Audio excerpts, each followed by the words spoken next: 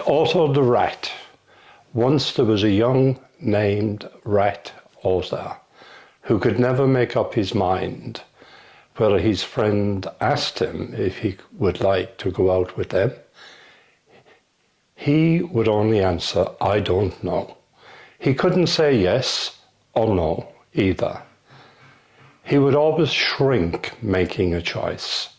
His Aunt Helen said to him, now look here, no one is going to care for you if you carry on like this. You have no more mind than a blade of grass. One rainy day, the rats held a great noise in the loft. The pine rafters were all rotten, so that the barn was rather unsafe.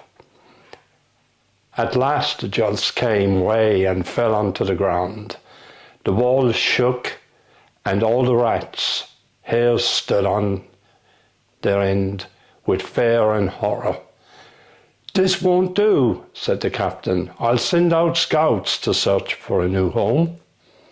Within 5 hours, the 10 scouts came back and said, we found a stone house where there is room and board for all of us.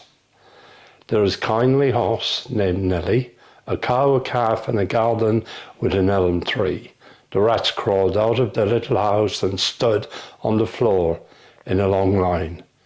Just then, the old one saw Otto. Stop, he ordered coarsely.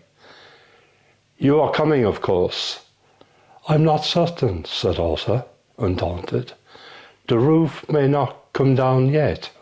Well, said the angry old rat, we can't wait for you to join us. Right about face, march! Otto stood and watched them hurriedly away. I think I'm going tomorrow, he calmly said to himself. But then again, I don't know. It's so nice and snug here. The night there was a big crash. In the morning, some men and some boys and girls rode up and looked at the barn. One of them moved about, and he saw a young rat, quite dead, half and half out of his hole. Thus Shrink got his due. Kit, the quick little kitten, thinks a pretty big fish. Many of Jeff's best friends slept in a mesh tent in pleasant weather. Trap, the harrowing black cat, dashed at any man and lands on the plain carriage. Lot, the honest one, stopped and acknowledged the fox dodging the bothered wasp. Spurt, mother loves butter that comes from the southern countryside. Foot, the butcher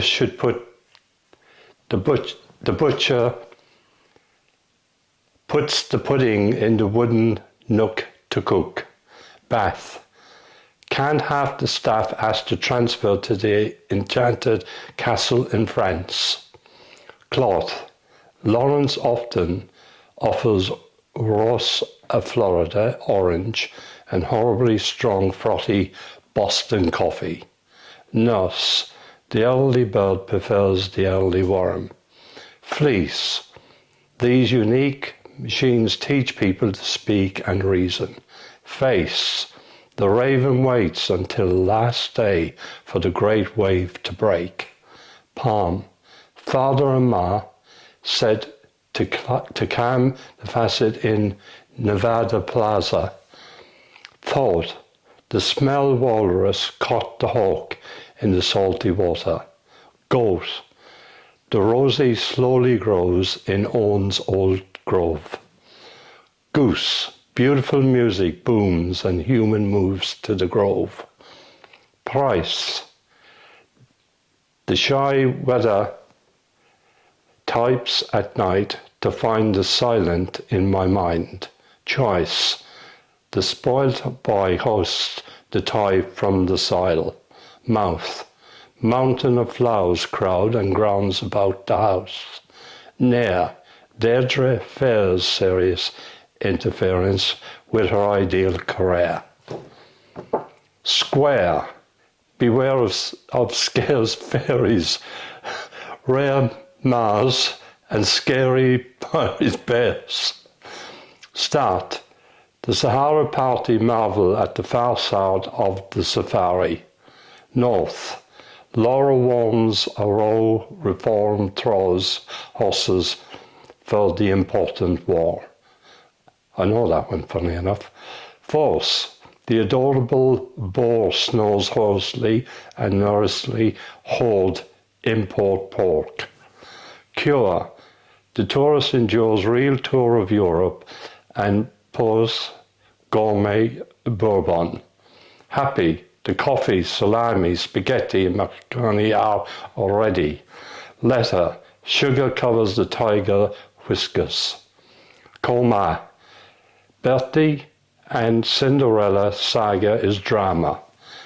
Or. Richard Wilburn and Harry are turning around the treacherous river. L. Linda and Ali pull belly muscles laughing laboriously.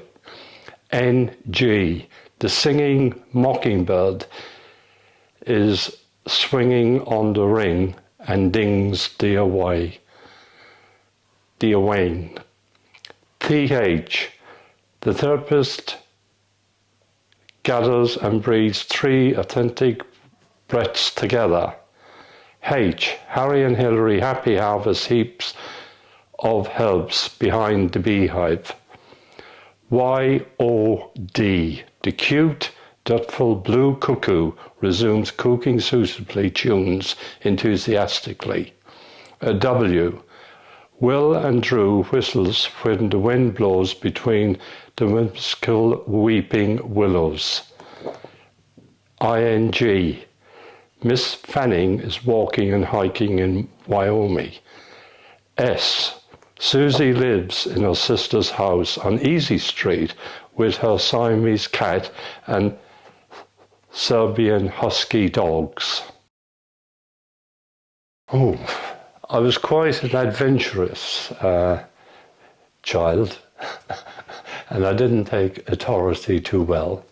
And I've got one example where a magician came to the town, and he was English, and his famous scene was to put somebody into a trance and then mimic what was happening. So I went there with my family to see this guy. I was really impressed. But he had also brought over with him an American car, the big, large Cadillac car. So I was walking past the car and I noticed I could open the door. So I opened the door, popped in the car, right, on the steering wheel, then locked from inside. So he was then notified that someone was in his car. So he then came out of the hotel he was staying in and couldn't open the car. So at this time, a number of people started to get round the car and view me inside. And then my father was alerted because his business was in the town. So he had to come down to try and coax me. So when eventually I agreed and I came out of the car and I said to the magician, I said, I'm really surprised you weren't able to open the car. So that's just a small remembrance of my wild childhood.